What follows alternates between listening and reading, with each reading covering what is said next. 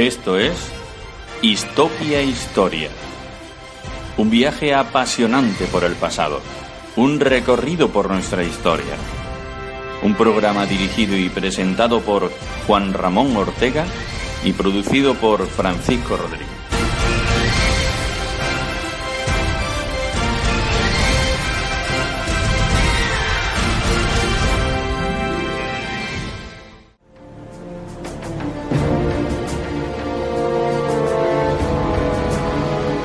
Muy buenas y bienvenidos a Histopia Historia, el programa de historia en Radio Inaja. Hoy emitimos el número 19. Esta vez seguimos conociendo historia contemporánea en el marco de la segunda mitad del siglo XIX, y si la semana pasada conocimos el año de los tiros, hoy hablaremos de otra sublevación, que la tomaremos como ejemplo para las que se produjeron a lo largo y ancho de Andalucía, motivada por la situación política y social que había en el momento histórico que se produjo. Hablamos de la sublevación de Loja, conocida como en la comarca como la Guerra del Pan y el Queso. ¿Qué sucedió? ¿Por qué levantarse en armas? ¿Cómo afectó a la comarca esta sublevación? ¿Se consiguió materializar las reivindicaciones? Bueno, pues para responder estas cuestiones y descubrirnos más detalles sobre esta sublevación, hoy nos visitan Gay Thompson, profesor emérito de la historia hispana en la Universidad de Warwick, Inglaterra; Antonio Cruz Casado, cronista oficial de Inaja; Ángel Aroca, cronista de la villa de Inaja; y Joaquín Camacho Borrego, alcalde de Loja. Os invito a quedaros a escuchar a nuestros invitados porque son muy interesantes todas sus explicaciones. Soy Juan Ramón Ortega y con Francisco Rodríguez a los mandos os damos de nuevo la bienvenida. Comenzamos. La autoridad es la fuerza. El orden es la fuerza. Nada es posible sin la fuerza. Para la contención de los fuertes, para el amparo de los débiles, vigilaremos la tranquilidad de la vida pública y ay del que se desmande, porque conocerá la fuerza nerviosa de nuestra mano, el puño decidido y el severo pensamiento gubernamental sin timideces ni paliativos. El siglo XIX en España fue un tiempo muy convulso, lleno de revueltas, guerras e independencia, buscando siempre un sistema de gobernación social y económico mejor que el que existía entonces. Las brechas sociales eran muy grandes y la forma de trabajar muy poco avanzadas y poco industrializadas, sobre todo en Andalucía. En este momento histórico se produce una serie de sublevaciones contra la monarquía de Isabel II y su primer ministro, Ramón María Narváez, el primer duque de Valencia, denominado Espadón de Loja. Y precisamente vamos a hablar de la sublevación que lleva ese nombre, la sublevación de Loja. Y para ello está con nosotros Gay Thompson, profesor emérito de Historia del Mundo Hispano en la Universidad de Warwick. Muy buenas, señor Thompson, y bienvenido a Histopia Historia. Muy buenas tardes. Gracias por estar con nosotros, puesto que sabemos que está a mucha distancia de lo que es Inaja. Está usted en Inglaterra. Bastante, pero un placer pensar el sol. Estupendo. Estupendo, muchas gracias. Bueno, señor Thompson, para empezar con el tema de la sublevación de Loja, ¿qué situación propició la sublevación? La revolución de Loja de junio de 1861, o la revolución de pan y queso, como se le conoce en Inaja, se menciona en muchas de las historias generales de la España. Para un movimiento de entre 6 y 8 mil paisanos, que duró solo una semana, sin ecos en otras partes del país, esto es sorprendente. La sublevación ha recibido esta alabanza por ser el primer movimiento revolucionario que no surgió de un pronunciamiento militar, la ruta aceptada para llegar al poder en el siglo XIX español. Mejor, era un movimiento civil dirigido por veterinarios de pueblo, maestros de escuela, pequeños propietarios, seguidos por cuadrillas de jornaleros del campo. También Loja está visto por algunos historiadores como la primera revolución social de la España decimonónica. Primero en línea de los muchos movimientos agrarios y socialistas que puntuaron la historia posterior de Andalucía. Esto sería, sin embargo, de oscurecer su verdadera naturaleza. Aunque la revolución coincidió con la aplicación de la desamortización y la venta de los propios de los pueblos y sus bienes comunales, no había ninguna demanda de un reparto de tierras comunales o de las fincas privadas. La revolución, pues, era fundamentalmente un movimiento político que tenía sus orígenes en las revoluciones europeas de 1848, fracasado en España, pero con éxito en otras partes de Europa, y en la fundación del Partido Demócrata Español en el año siguiente. ¿Por qué se estalló esta revolución en Loja en 1861? En este momento, España fue gobernada por la Unión Liberal, bajo el primer ministro Leopoldo O'Donnell. La Unión Liberal trataba de superar el ciclo de conflicto violento entre los dos partidos liberales históricos, los moderados y los progresistas, tras de sus respectivos líderes, general Ramón María Narváez y el general Baldomero Espartero. Narváez, como ustedes isnajeños saben, era nativo de la región. Espadón de Loja se llamaba, y en esta época residía en exilio en París. Espartero, por su parte, se había retirado del liderazgo de los progresistas. Los demócratas avanzaron para llenar el vacío. En Loja, donde los demócratas fueron dirigidos por el veterinario Rafael Pérez del Álamo, este era pues un caso de mientras que el gato está lejos, que los ratones jugarán. Qué interesante, señor Thompson. Entonces, ¿quién inició la sublevación y cuáles fueron las reivindicaciones? La revolución fue organizada y dirigida por Rafael Pérez del Álamo, que residía y practicaba su oficio en una casa en la carrera de Loja, al lado del Palacio de Narváez, en aquel entonces todavía en construcción.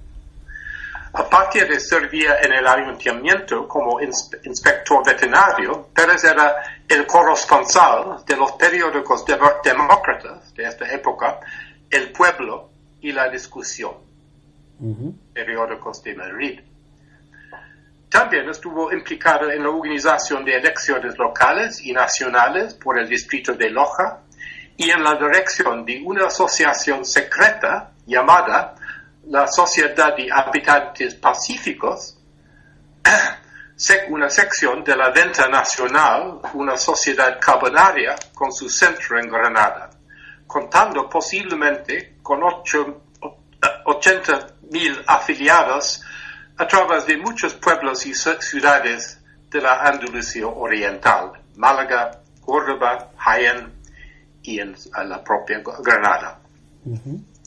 En julio de 1861, líderes regionales de esta sociedad, la Venta Nacional, se reunieron en Granada para discutir cómo responder a la represión gubernamental que iba creciendo desde principios del año, coincidiendo con la vuelta de Narváez de su exilio en Francia.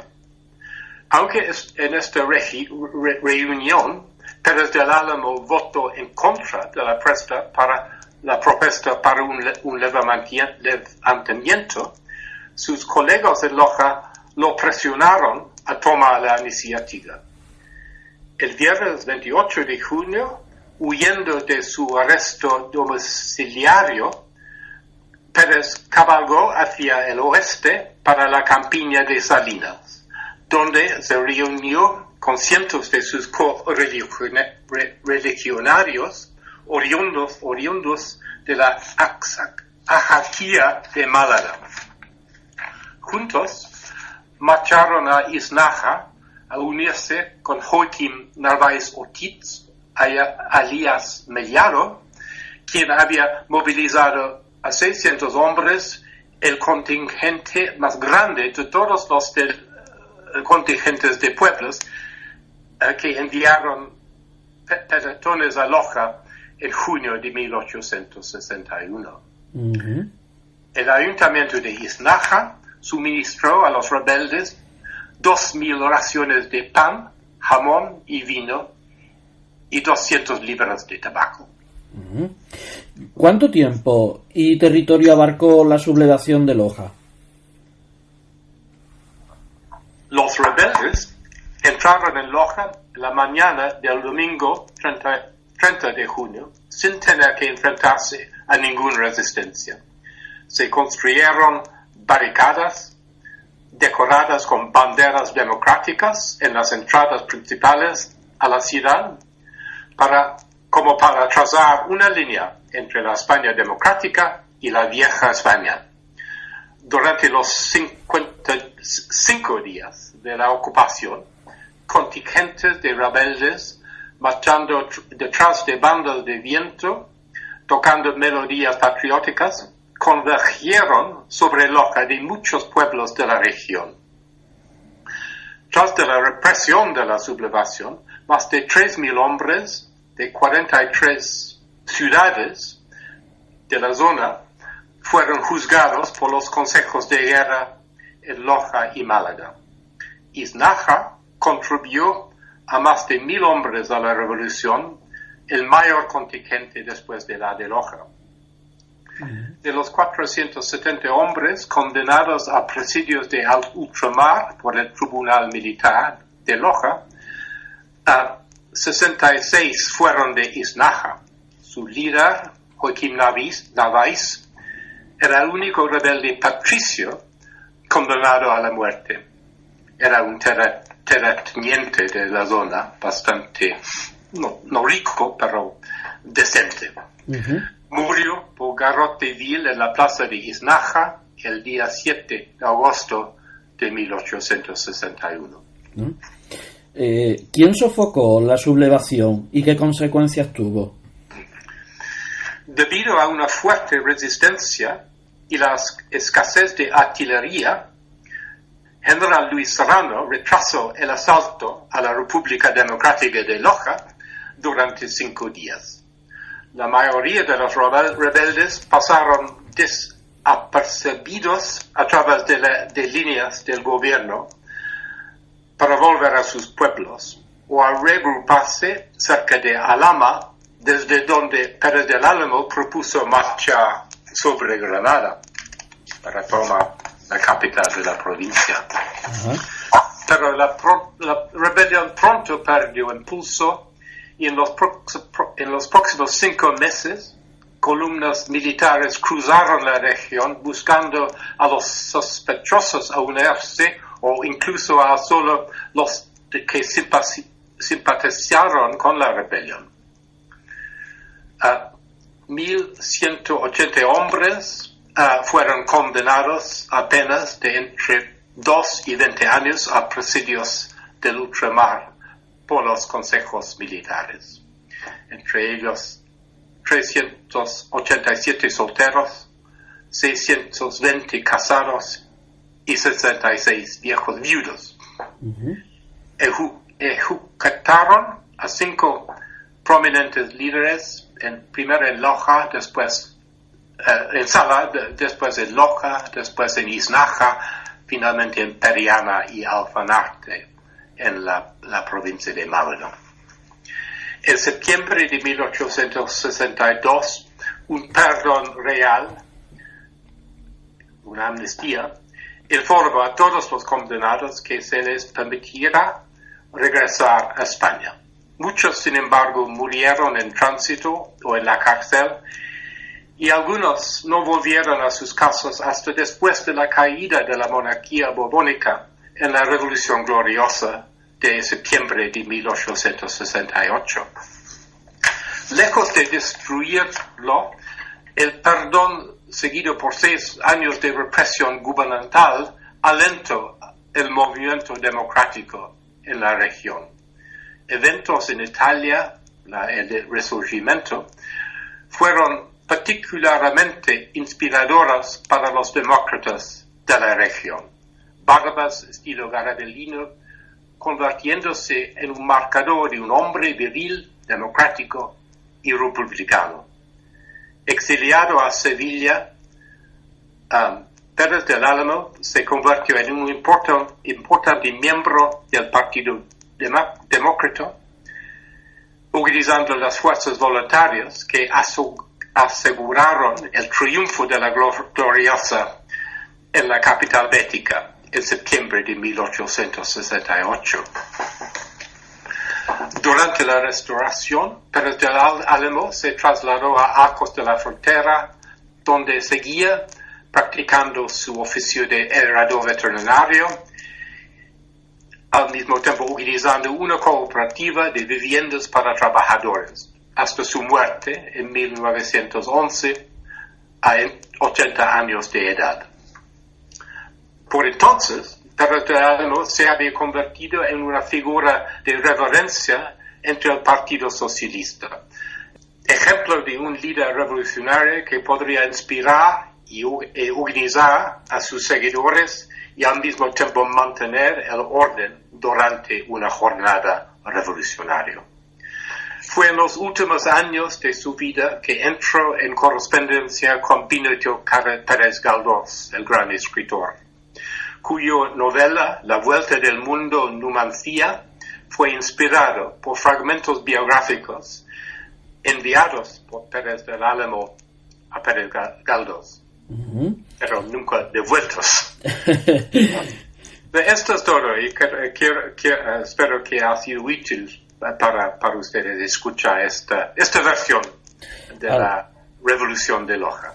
Ha sido muy interesante, señor Thompson, porque ha dado detalles que posiblemente a los que somos profanos y no hemos investigado con profundidad este hecho histórico, pues no lo sabíamos. Y ha sido muy interesante poder conocerlos de parte de usted, ¿no? Un hispanista en Inglaterra que hace que se interese por la historia de nuestros pueblos y pueda pues investigarla y darla a conocer para que nosotros sepamos lo que ocurrió realmente en ese momento.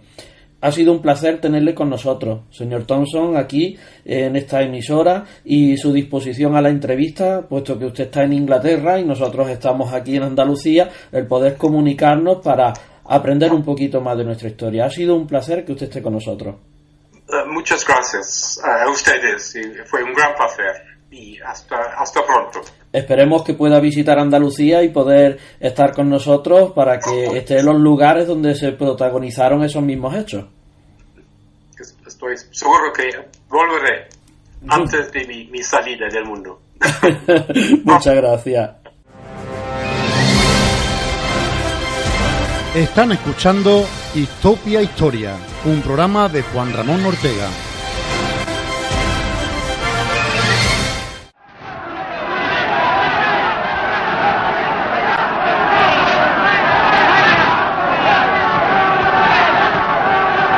Como bien nos ha explicado Gay Thompson, Inaja fue el pueblo que más aportó a la sublevación de Loja.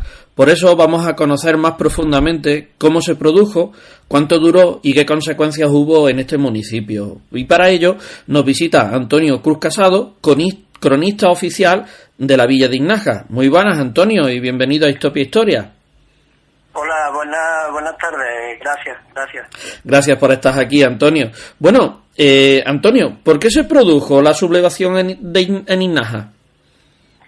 Bueno, parece ser que esta sublevación se produce en Innájar porque la situación que había, una situación que podíamos decir bastante más apartada que, por ejemplo, Loja, donde irían luego los sublevados, tenían muy poca guarnición, muy poca defensa, solamente existían al parecer unos 6 guardias civiles. Uh-huh. Por lo tanto, solamente 6 guardias civiles. He visto que son los que más adelante pues van de alguna manera a ser considerados los prisioneros, son considerados pues como el enemigo, pero que son muy poquitos. Uh-huh. Pero además hay una idea por ahí de que no eran solamente el albéitar de Loja, sino que al parecer eran tres. Uno, el de Loja, otro de Colmenar y otro de Iznájar. Además parece ser que había un cuarto albéitar, que era un jefe de los sublevados, que era de Antequera. Ajá. Pero ese no pudo reunirse con los sediciosos. El hecho es que al estar en Iznájar una de guarnición bastante notable y ser uno de los jefes, uno de los cabos, como decían en algún momento, de Iznájar, es por eso por lo que se produce aquí, además de todo el condicionamiento histórico de todos los sucesos que tienen lugar en Mollina y etcétera, etcétera. Ajá. Yo creo que fue por eso. Bien. Cuando usted llama a los sublevados, a los caudillos de esta sublevación albéitar, se refiere a que eran veterinarios, ¿no? El nombre antiguo de esta profesión. Sí. Al parecer sí, aunque los periódicos, si se miran los periódicos de la época, parece como si albéitar fuera una palabra rara, pero en realidad es el nombre árabe del veterinario, y en realidad Rafael Pérez del Álamo era veterinario y se conoce perfectamente su expediente, es decir, que era un hombre que había cursado una carrera. En tanto, por ejemplo, que que llaman, bueno, no albéitar, sino digamos jefe que está en Iznájar, pues se llama Joaquín Narváez Ortiz, y era además un hombre pues de cierta buena familia, es decir, era un propietario, no era un desarrapado, como decían en algún momento. Por lo tanto, Rafael Pérez era veterinario y este hombre, Narváez, que coincide con el apellido, con el espadón de Loja, era al parecer propietario, hijo de propietario posiblemente, y un hombre pues de formación, que es el que las va a pagar todas, este paisano iznajeño. Ajá. Estos son los hombres que la comandan, pero claro, para comandar a una sublevación tiene que haber habido unas reuniones, tiene que haber habido una organización y además unas personas que la siguen. ¿Cómo se produce eso más o menos en lo que es la situación esta que estamos hablando? Sí. Hay una especie de sociedad secreta de tipo carbonario, bastante influida por lo que se está produciendo en ese momento en Italia, con Garibaldi, por ejemplo, hasta tal punto que cuando Pérez del Álamo llega a Iznájar, uno de los vivas más característicos va a ser Viva Garibaldi, Viva la República, y recordar que estamos pues en un momento de monarquía, pero de una monarquía muy arraigada con Isabel II, y dice además muera el Papa. Parece ser que esos fueron los tres gritos que lanzó para enardecer a la gente. Viva la República, o viva también la democracia, porque diré ahora a propósito algo de la democracia. Viva Garibaldi, que era un jefe italiano que estaba de alguna manera organizando o sublevando a Italia y unificándola en el fondo, y también muera el Papa, porque los peligros fundamentales que se consideran en este momento, sobre todo en el pensamiento de esta pequeña revolución, pequeña porque no le dejaron que durara más, porque la aplastaron, de esta revolución andaluza eran fundamentalmente contra el trono y contra el altar, como se decía en varios sitios, es decir, los enemigos de la democracia, y esa era la palabra a la que yo quería recurrir en este momento, porque parece como si el término que ahora nos parece tan lógico, tan justo, tan usual, tan defendible, en aquel momento era considerado la palabra democracia como una aberración auténtica. El demócrata era el partidario de la República. Entonces, claro, en un momento de monarquía absoluta, el decir que era demócrata pues suponía un ataque a lo más profundo de las raíces del trono, en este caso de la reina Isabel II. Ajá. Qué interesante, Antonio. Bueno, ¿y qué sucesos se produjeron? Porque ahora se levantan en armas y llegan a Iznájar. ¿Qué es lo que se produce en Iznájar? Pues en Iznájar se produce lo que los periódicos de la época van a decir como una especie especie de toma de posición o de, por ejemplo, de toma del poder, es decir, de concienciación de las personas, de concienciación de mucha gente que de alguna manera estaban conectados en pequeñas células, como sucedía con los carbonarios italianos, pequeñas células de una gran sociedad secreta. Y en Innájar lo que hay es esa toma de poder por parte de Pérez del Álamo, un bando que leeré ahora porque lo tengo delante, aunque sea muy conocido, y al mismo tiempo se van a pedir, porque van entrando cada vez más gente, se suma más gente a esa pequeña revolución, a ese grupo de revolucionarios, pero no quieren cobrar nada en dinero, sino que lo que quieren es algo en especie. Quieren, por ejemplo, cajetillas de tabaco, o quieren pan, o quieren raciones para seguir adelante. Dice, por ejemplo, un cronista que habla de cómo fue aquello. El día 29 de junio, día de San Pedro, se presentaron en el cortijo de la torre entre Loja e Innájar unos 100 hombres a pie y 15 o 20 caballos, que fueron recogiendo armas, pero armas, por ejemplo, en varios cortijos. Cuando llegan a Innájar, pues acometen el cuartel de la Guardia Civil, donde había solamente 6 parejas, que el hecho es que son desarmados, pero se van uniendo cada vez más gente, se van uniendo de tal manera que al final de ese momento, pues podemos decir que hay casi 200 hombres, según dicen los periódicos de la época, que son la fuente de información bastante fiable, que van a formar pues un grupo de ejército bastante numeroso, que se va ampliando conforme va llegando hacia Loja. Y en Innájar, y con esto quiero acabar esta parte, es donde Rafael Pérez del Álamo edita o dicta o hace público una especie de bando, una especie de edicto muy conocido, pero que yo quiero recordar porque es muy representativo de lo que en ese momento se pretendía. El bando dice: ciudadanos, y pensar que estamos en un momento de monarquía absoluta, y ciudadanos es un término que procede de la Revolución Francesa, citoyen, ciudadanos, y dice así: todo el que sienta el fuego patrio, coja un arma y únase a sus compañeros. Es decir, que es una revolución patriótica, una rebelión en defensa del pobre, en defensa del asalariado, en contra del rico, en contra del señorito.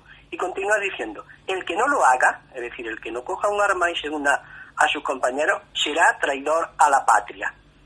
Y sigue.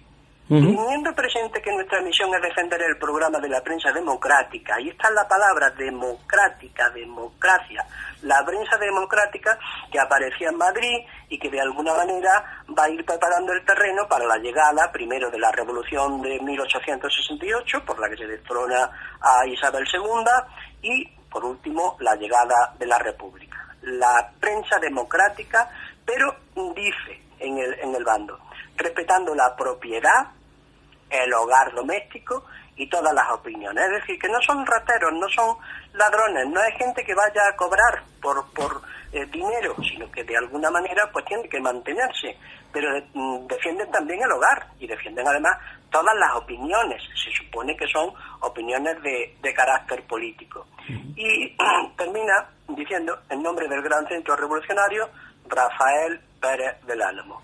Innájar, 28 de junio de 1861. Si es que he visto bien.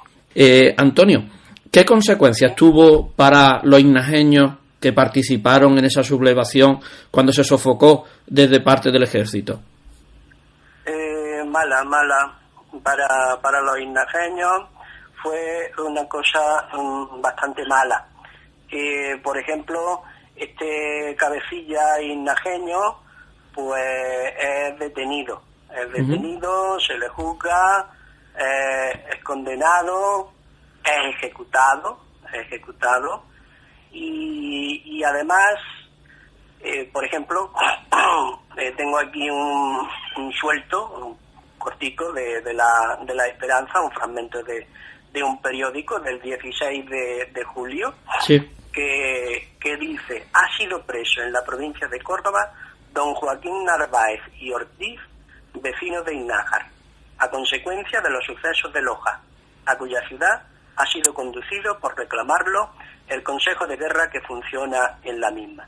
Este hombre, Joaquín Narváez y Ortiz, que parece que tenía unos 38 años por entonces, pues va a ser el que va a sufrir las consecuencias de todo lo que se había tramado, de todo lo que había sucedido en Innájar.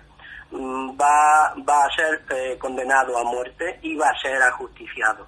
Porque hay algunos otros, en realidad los ajusticiados de esta pequeña revolución, pues no son muchos, son 5 o 6, quedan los nombres por ahí, cada uno de cada un pueblo.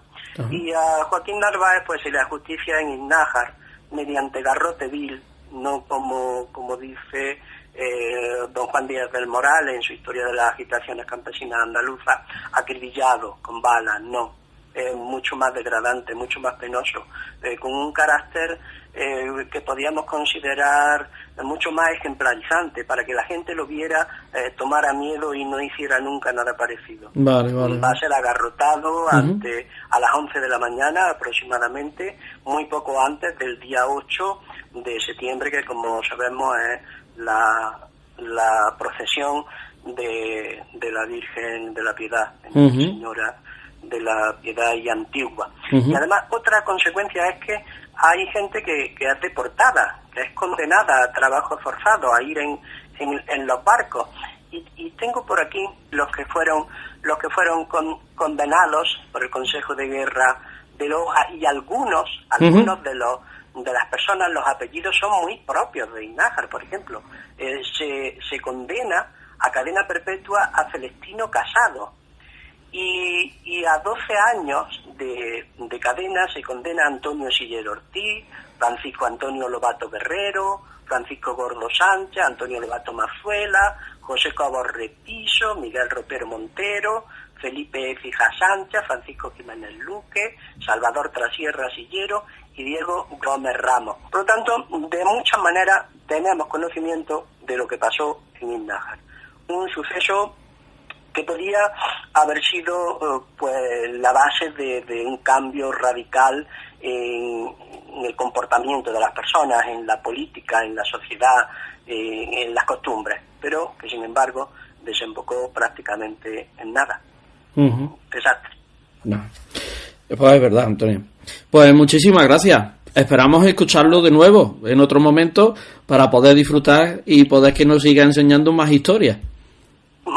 Bueno, yo soy más de literatura, pero bueno, es cuestión simplemente de mirar el material que hay un material enorme, y ahora con toda esta cuestión de internet, pues se tiene acceso con cierta facilidad y con bastante tiempo. Pues gracias a ti por invitarme. Le acompaña Radio Innájar. Escuchan Histopia Historia con Juan Ramón Ortega.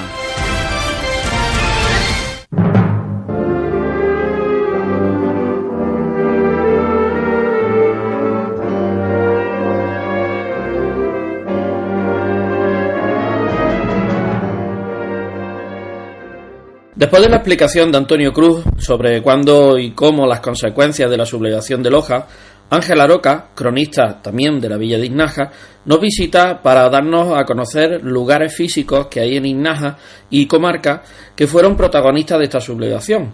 Muy buenas, Ángel, y bienvenido a Histopia Historia. Hola, buenas tardes, encantado de hablar contigo, Juan Ramón. Gracias por estar aquí. Bueno, Ángel, ¿qué lugares podemos visitar en Innájar que son testigos mudos de la sublevación de Loja? Bueno, Innájar entero realmente, porque claro, lo que se dice en el acta capitular del 29 de junio del 61, de 1861, en Innájar, en el ayuntamiento de Innájar, es que bueno, que llegaron como a las 10 de la mañana, como unas 600 personas, y que esas 600 personas fueron por el pueblo, por todo el pueblo. Ahora, ¿hay sitios concretos que hay una mención especial de ellos? Pues sí, evidentemente. Se habla de los Arcos. Los Arcos es, donde estuvo la biblioteca, que previamente estuvo el ayuntamiento, en aquella época estaba el ayuntamiento, que es la entrada a la parte de la villa. Ajá. Hay una oficina de turismo. Sí. Pues en esa parte, ahí es donde estaba el ayuntamiento. Y en la parte baja de los Arcos quedó la mayor parte de la fuerza que había entrado con Pérez de Adamo esa mañana a Iznájar.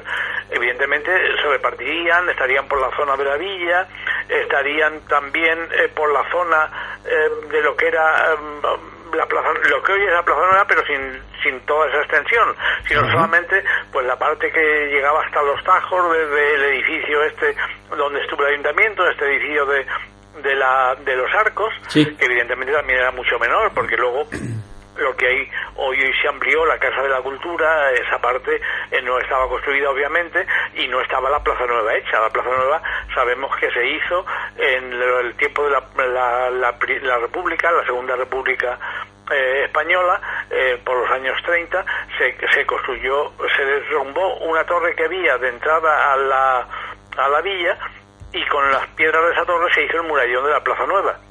Con lo cual la Plaza Nueva entonces no existía, en 1861 no existía.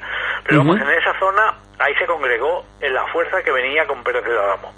Luego, ¿hay menciones expresas de estos acontecimientos? Pues por ejemplo, en un cabildo del ayuntamiento, días anteriores a producirse el levantamiento, del 11 de junio del 1861, pues se dice que han aparecido unos pasquines incitando a la rebelión de los social, en fin, un problema de los obreros. Habla de las cuatro esquinas y habla de la plaza de la población. Las cuatro esquinas todos sabemos lo que es, y la plaza de la población yo creo que era San José, la plaza de San José, que era, pues un poco el cruce entre la calle que va desde la Venta hasta la Cruz del Postigo, que son una sucesión de calles, pero es el eje longitudinal, diríamos este-oeste, y el eje longitudinal norte-sur, que va desde la villa hasta la Cruz del Postigo. En ese cruce estaba la plaza, y en esa plaza también aparecieron dos pasquines y otro en las cuatro esquinas. Otro lugar, pues el cuartel de la Guardia Civil. Se dice que los sediciosos, cuando llegan a Iznájar, pues que primero trataron de ocupar todo el pueblo y encontraron una resistencia por 6 guardias civiles que envían al cuartel de la Guardia Civil, y que allí hubo una pequeña escaramuza que debió ser muy poco importante, hasta que pues los guardias civiles entregaron las armas y fueron apresados, ¿no? Y el cuartel de la Guardia Civil, ¿dónde estaba? Pues no lo sabemos exactamente, pero creo que probablemente, yo conocí el cuartel de la Guardia Civil antes de que se construyera el aparcamiento de la calle Obispo Rosales, y bueno, es un edificio que tenía pinta de ser un edificio del siglo XIX, vamos a ver, que pudo ser perfectamente en esa zona donde estaban. Pero bueno, Iznájar prácticamente entero. Qué interesante. Claro, lo que pasa es que Iznájar, antes, en ese periodo, no existía el pantano. Lo que nosotros, jóvenes, que siempre hemos crecido con el pantano, ¿qué camino tomarían entonces los sublevados hasta llegar a Iznájar? Pues el camino viejo de Loja. El camino viejo de Loja, que venía por los Ventoros de Valerma, la Alcubilla, la Fuente del Conde, por esa parte, y que luego pasaba el río, cruzaba el río por la parte baja de Iznájar, saliendo de Iznájar como desde la Venta, por donde se coronó a la Virgen de la Piedad. Por esa zona hay todavía una carretera que muere en el pantano, una carretera ya sin utilidad, muere en el pantano, y ahí estaba el puente de la Seña Emilia, y era por donde se iba la gente a Loja. Precisamente cuando salían de Iznájar camino del Cortijo de la Torre, pues entonces que era donde se había iniciado, donde se habían reunido para venir hacia Iznájar. Volvían otra vez allí para luego después ir a Loja. Y entonces en el puente de la Seña Emilia, en la barca, habla de la barca, allí cogieron la valija que venía de Loja.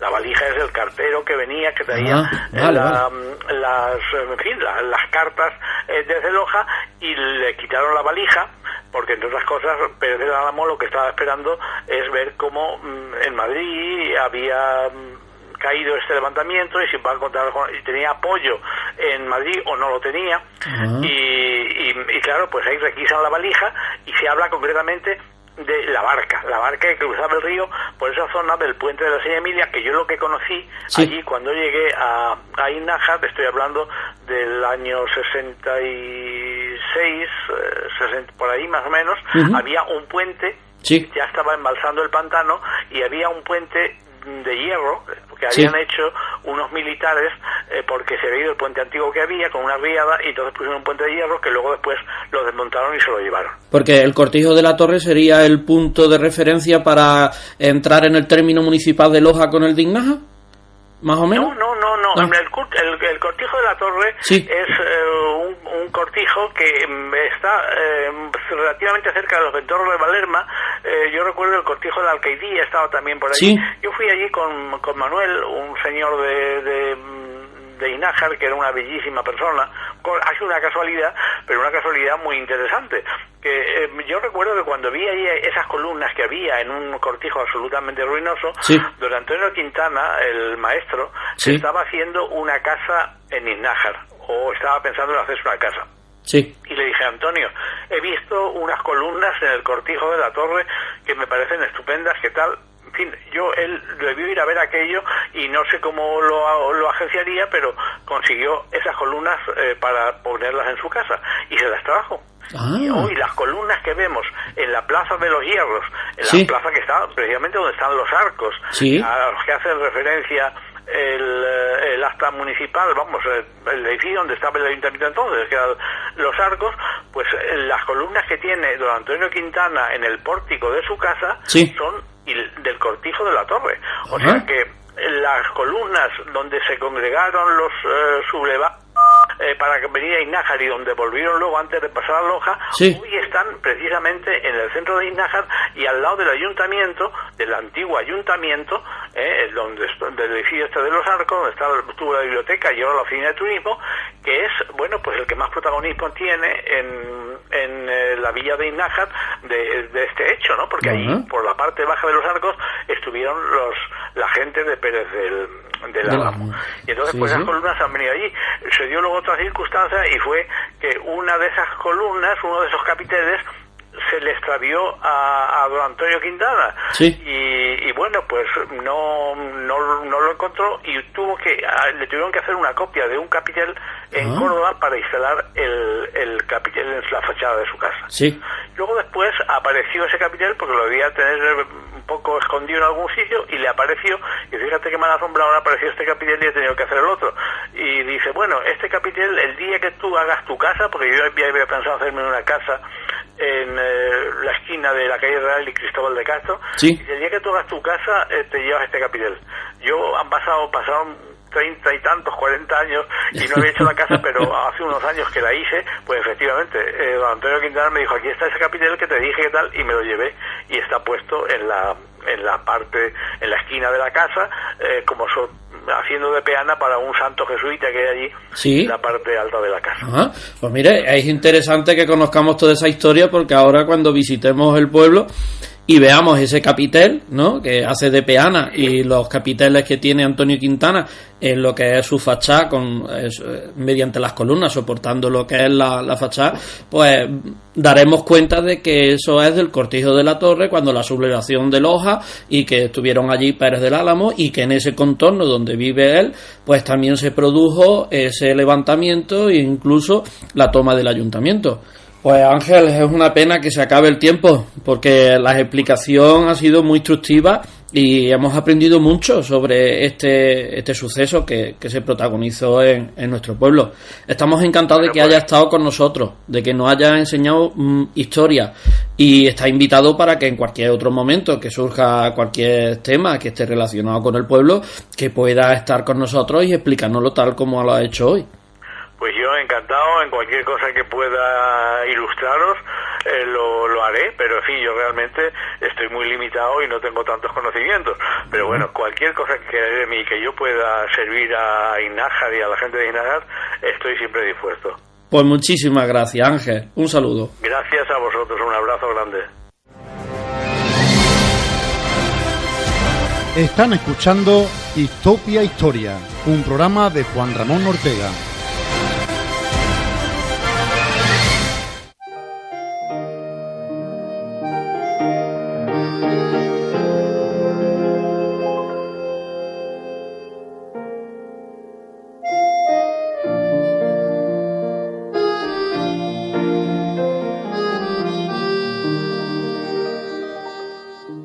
para finalizar las entrevistas de este programa, nos hemos desplazado al municipio vecino de Loja, punto clave del hecho histórico que estamos considerando. Estamos en Loja, concretamente en el edificio más emblemático de este suceso, que sería el Palacio del General Ramón María Narváez, primer duque de Valencia y espadón de Loja, que ahora actualmente es el ayuntamiento de esta localidad. Como el general Narváez era en ese momento uno de los personajes más importantes de la época y sabiendo las reivindicaciones de la sublevación de Loja, este pueblo se convirtió durante 7 días en un objetivo militar y estratégico, puesto que era el feudo del duque de Narváez, el duque de Valencia.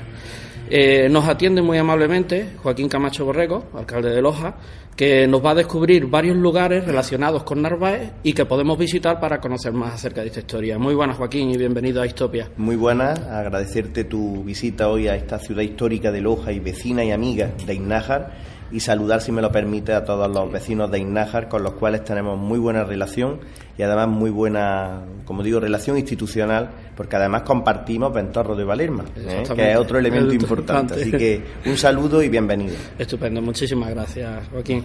Bueno, estamos en el ayuntamiento. El ayuntamiento, como hemos dicho en la introducción, es el Palacio del General Narváez. ¿Qué nos puede decir sobre este edificio y la historia que encierra? Bueno, este edificio pues precisamente fue ordenado construir por el General Narváez en su época de presidente del Gobierno de España. Para nosotros es un grandísimo orgullo y un honor que un lojeño tan ilustre como el General Narváez pues ocupara un puesto de tan alta responsabilidad, no solamente por el puesto, sino también por la importancia en la relación que tenía con la reina Isabel II e incluso por los hechos que acaecieron durante su mandato, entre otros la fundación de la Guardia Civil, del Cuerpo de la Guardia Civil.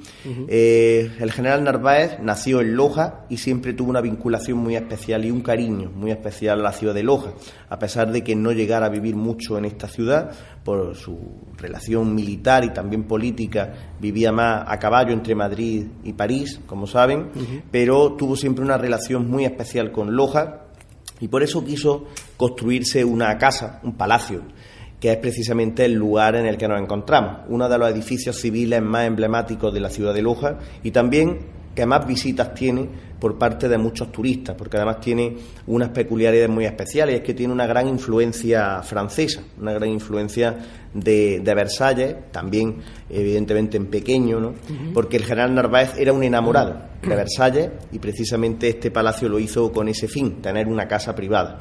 Este edificio estuvo en manos de la familia del general Narváez hasta que lo vendió a otra familia.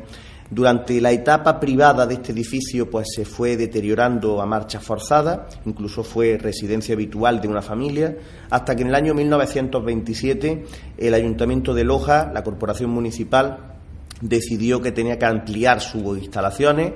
Hasta esa fecha estuvo en el edificio consistorial que existía en la Plaza Rivas, a pocos metros en la Plaza de la Constitución, donde precisamente hay una escultura del general Narváez presidiendo en el centro, y en el año 27 pues se compró por parte del ayuntamiento este edificio y desde esa fecha, año 1927, es la sede del Ayuntamiento de Loja.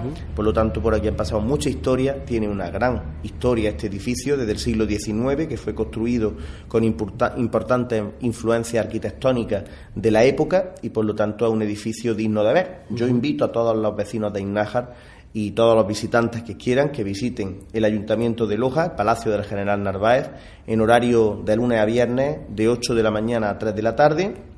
Incluso nosotros estamos siempre encantados de recibirlos en las dependencias más importantes, en la Sala Noble, como se le conoce, que es el Salón de Plenos, la Alcaldía, e incluso si no hay ninguna reunión de trabajo, los propios visitantes, pidiendo autorización, pueden entrar a ver la maravilla de esta alcaldía y la maravilla del Salón de Plenos, que era el salón del baile de este Palacio del General Narváez. Yo ahí tengo una anécdota. Yo ahí en 1999 me casaron. Ah, mira, pues entonces es importante para ti en lo personal. Entonces, bueno, volviendo a lo que es en el momento de la sublevación de Loja, también sabemos que hay otros sitios que existen.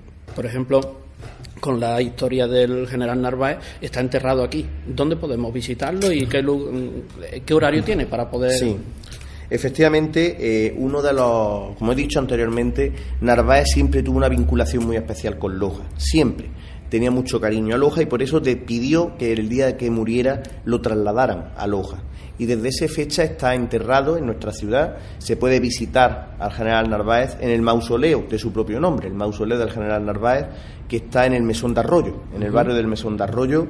Justamente está señalizado en un lugar emblemático de nuestra ciudad, también muy histórico también para el General Narváez, y tiene un horario, se abre principalmente fines de semana y festivos, de 10 de la mañana a 11:30 de la mañana, pero lo más importante es que visitas guiadas que se concierten con el área de turismo del Ayuntamiento de Loja, a cualquier hora concertándolo, se puede visitar con un guía turístico que le informará no solamente del entierro del General Narváez, que preside el mausoleo, sino también hay enterrados distintos miembros de su familia, sus propios hijos fueron enterrados allí y también miembros de su familia, insignes, importantes, y por lo tanto un lugar muy emblemático que también animo a todos los vecinos de Innájar a que vengan a conocer, ya digo, en horario sábado y domingo y festivos de 10 a 11:30 de la mañana, pero si vienen con una visita guiada, pueden venir en cualquier momento, concertándolo, pueden venir a ver. El mausoleo tiene unas características, que siendo un mausoleo, también tiene objetos personales del propio general y un vídeo explicativo donde desde casi los comienzos militares, me parece, si no recuerdo mal, hasta lo que es la muerte, parece como que lo cuenta el mayordomo, ¿no? Sí. Es así, ¿no? Es así, se hizo un vídeo de explicación turística e histórica del personaje del General Narváez, que se rodó precisamente en estas dependencias, en el Palacio del General Narváez, y que es muy explicativo, muy didáctico, muy claro y muy ilustrativo de la importancia que tuvo el General Narváez en la época, ¿no? Un personaje muy relevante, muy influyente en la España del siglo XIX, de la segunda mitad del siglo XIX, y por lo tanto pues se podrá ver ese vídeo y también, como dice, utensilios y cosas personales cedidas por la familia, que desde luego enriquecen muchísimo ese mausoleo y que son muy interesantes, como manuscritos realizados por el propio General Narváez, hasta la medalla que fue concedida en su época por la reina, y también está allí está presente esa medalla. Sí, es verdad. Además es pequeñito, lo podemos visitar en poquitos momentos y es muy bonito. Sí. Bueno, también sabemos de los jardines de Narváez, pero me ha comentado antes que es privado, entonces es más difícil a lo mejor de poder visitarlo, ¿verdad? Bueno, los jardines del General Narváez son una reliquia histórica, paisajística y natural magnífica, que están en el término municipal de Loja, y también reflejan muy a las claras pues que Narváez quería pues tener pequeñas réplicas de Versalles. Es más, en los jardines de Narváez, que aquí en la alcaldía precisamente hay un cuadro de un trocito de ese jardín, son una réplica pequeña de los jardines de Versalles, a petición del General Narváez. Tiene una extensión bastante amplia para el término municipal de Loja, y está en manos privadas en estos momentos, no está en manos públicas, pero sí hay una buena colaboración y sintonía con el dueño, el cual pues tiene muy bien conservado el entorno, tiene muy bien conservados los jardines. Hay un jardinero constante que está manteniendo esa maravilla histórica de nuestra ciudad, y según nos dice el propio dueño, se abre de lunes a viernes, no festivos, desde las 9 de la mañana hasta las 1:30 de la tarde, y los sábados de 9 a 12, dependiendo siempre del jardinero que está allí. Es decir, si está el jardinero, te abre, no hay problema, y se puede ver. Ahí el ayuntamiento no tiene nada que ver, porque es una entidad privada, es un dueño privado el que lo tiene, pero sí hay posibilidad de visitarlo, y yo le animo a que los visiten porque es una verdadera maravilla. Es como ver Versalles en pequeñito, ¿no? Pues Y fue un capricho del General Narváez, que desde luego quedará para la historia como un gran avance natural y turístico en nuestra ciudad. Pues mira, sería interesante poder ir a verlo. Sí. Claro, el otro personaje importante de la sublevación de Loja es Pérez del Álamo, el veterinario albéitar, que se le llamaba en ese momento, y que residía aquí. Estuvo hasta ese momento en el cual ya fue sofocada, dijéramos, la sublevación, y entonces tuvo que huir. Pero hasta en ese momento residió aquí en Loja. Tengo entendido que estuvo por la carrera, aquí en Loja se le llama la carrera, la calle principal, la carrera de San Agustín. Sí. ¿Está todavía esa casa? ¿Se puede decir que está como estaba? Bueno, cuéntanos un poco cómo... hay que decir que nunca ha habido en la historia dos lojeños tan influyentes y tan antepuestos entre sí, que coincidieron en la misma época. Por un lado el presidente del gobierno, primer ministro del Consejo de Ministros, el General Narváez, y por otro lado un revolucionario campesino que defendía los derechos de los campesinos, como es Rafael Pérez del Álamo. Dos lojeños que luchaban en una misma época por ideales diferentes, pero que para Loja son los dos un verdadero honor. Una de las principales avenidas de nuestra ciudad se llama Rafael Pérez del Álamo, la avenida Pérez del Álamo, que es una avenida muy nueva, de expansión, y para nosotros también es un orgullo, igual que la calle que va hasta el Palacio del General Narváez se llama calle Duque de Valencia, que precisamente es el General Narváez, igual que los jardines del Paseo de Narváez, que también existe un jardín magnífico, que también animo a verlo. Pero en relación a Pérez del Álamo tenemos que decir que la casa de Rafael Pérez del Álamo es justamente la contigua a este ayuntamiento. Según nos dice la historia, hay parte de historia y parte de leyenda, como siempre, ¿no? Sí.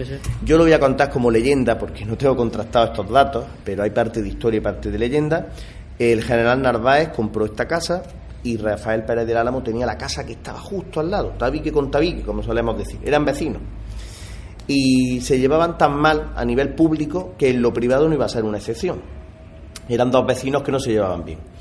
El General Narváez y Rafael Pérez del Álamo pelearon, litigaron y tuvieron litigio durante mucho tiempo por una o dos plantas de la casa de Pérez del Álamo.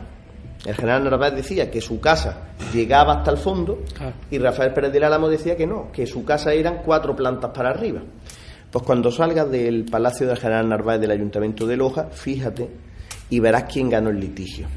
La casa de Narváez se mete 2 plantas en la casa de Pérez del Álamo. Entonces dijéramos que, para los que conocemos un poquito y los que no, pues pueden contrastarlo, es donde estaba antes Catalana Occidente. Sí, según dice la leyenda, esa casa donde estaban antes los seguros de Catalana Occidente, que es una casita pequeña justo al lado del ayuntamiento, ahí es donde fue propiedad de Pérez del Álamo. Las construcciones antiguas, posible, ¿no? Las construcciones antiguas que el pueblo estaba montado uno encima del otro. Seguramente que hoy no se permitiría eso, porque si no, entonces... Pues, Joaquín, muchísimas gracias. Ha sido un placer, de verdad, que poder estar este ratito juntos, hablando de historia, que al final de cuentas es lo que nosotros nos han legado y lo que nosotros podemos sentirnos orgullosos para poder dejárselo también a los que vienen después, ¿no? Porque la historia al fin de cabo es eso, ¿no? Sabemos de su agenda, de la apretada que la tiene y siempre la disposición que ha tenido a la hora de poder decir, no, yo hago la entrevista y poder realizarla y sobre todo explicarnos por los lugares que podemos visitar, que estamos viviendo aquí constantemente y que decimos, bueno, pues cotidianamente no nos damos cuenta del valor que tienen, pero que en un momento de la historia sí tuvo y además mucha relevancia porque la sublevación de Loja está considerada como una de los sucesos históricos en ese siglo XIX más famosos, ¿no? Y que tuvieron relevancia porque al final la reina Isabel II, por ese suceso, además de otros en Andalucía, visitó Andalucía y estuvo por aquí, o sea que podemos decir que es relevante. Pues muchísimas gracias, ha sido un placer. Gracias a vosotros y ya sabéis, estáis invitados a Loja cuando queráis, una ciudad hospitalaria que quiere recibir a sus vecinos de Innájar y con los brazos abiertos.